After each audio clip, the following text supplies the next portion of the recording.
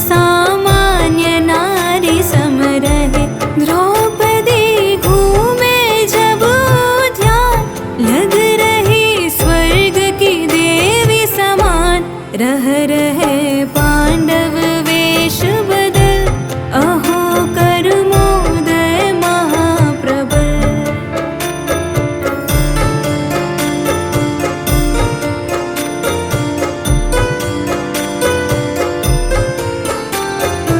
शील की मूरत थी वह सती, ज्ञान वैराग्यमयी परिणति। देह सौंदर्य नहीं उन्हें सुभाए, आत्म सौंदर्य ही उन्हें सुहाए। रह रहे पांडव वेश बदल, ओहो कर्मोदय महाप्रबल।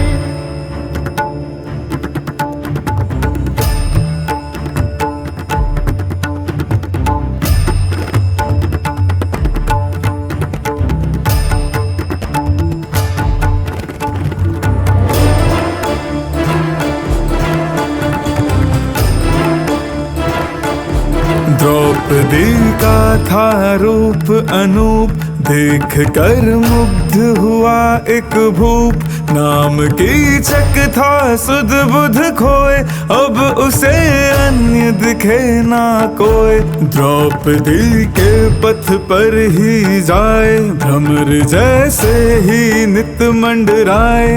हस्त से जो करती थी स्पर्श, उठा लेता वो उसे सहर्ष। चले जिस पथ पर वो नारी, धूल भी लगती है प्यारी। काम का वेग है यूं छाया, पराई नार पे ललचाया। जहाँ जिसकी जैसी रुचि जाए, वहाँ वैसा ही उसे सुहाए। पापी को पाप, कामी को काम, ज्ञानी को ज्ञान ही है मन भाए। एक दिन पाकर के एकांत, हाथ द्रौपदी का पकड़ा तुरंत। छुड़ा कर भागी वह तत्काल, भीम के निकट कहा सब हाल। कांपती हुई द्रौपदी देख, योजना कही भीम ने एक। कहा कुछ ऐसी बात बनाओ, नाट्यशाला में उसे बुलाओ। नाट्यशाला में उसे बुलाओ, नाट्यशाला में उसे बुलाओ।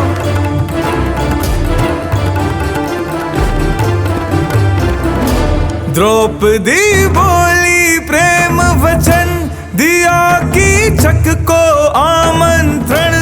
कामवश ऐसा बौराया, दौड़ कर नाट्यशाला आया। दौड़ कर नाट्यशाला आया, दौड़ कर नाट्यशाला आया। खड़ी द्रौपदी थी मुख को मोड़, गया वह पापी उस ही ओर। हाथ जब पकड़ा वह था सख्त, भीम था वेश बदल उस वक्त। किया छाती पर तुरंत प्रहार, पड़ी कीचक को भयंकर मार। भीम बोले करके बेहाल, चले जा पापी तू तत्काल।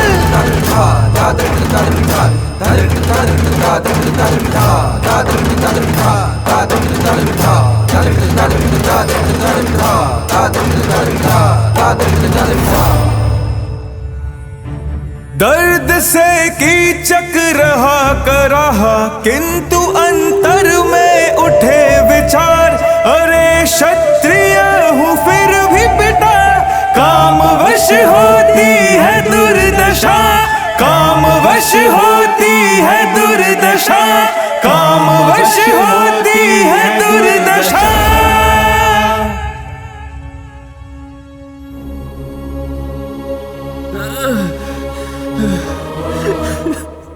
धिक्कार है, धिक्कार है। धिक्कार है मेरी ऐसी कामुक बुद्धि को जो परस्त्री संसर्ग जैसे महापाप में रमी। हाय, मैं तो कामदेव के हाथों की मात्र कठपुतली बन बैठा। एक क्षत्रिय होकर वासना से हारने की कैसी कायरता। अनर्थ, घोर अनर्थ हुआ है मुझसे। कैसा कामांध हो गया था मैं। हे भगवान, कैसी कैसी कुचेष्टाएं करने लगा था। मतवाला होकर स्त्री के पीछे घूमता रहा तो कभी उसके रूप को देखने की चाह रखने वाले पतंगे के समान कामाग्नि में कूद गया। मैं मात्र शुचि देह का दास बनकर रह गया।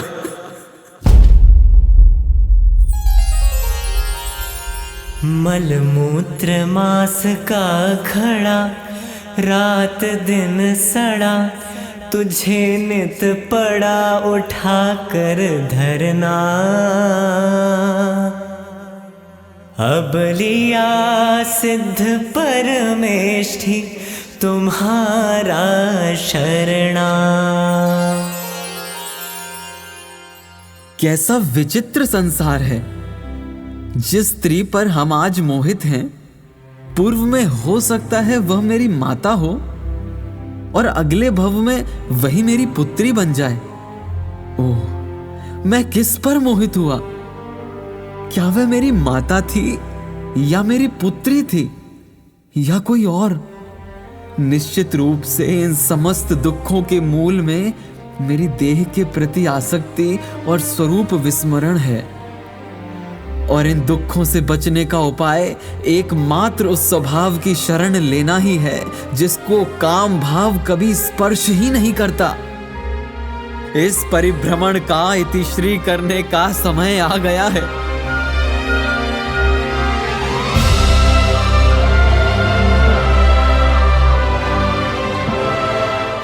अब मैं जनेश्वरी दीक्षा अंगीकार करूंगा।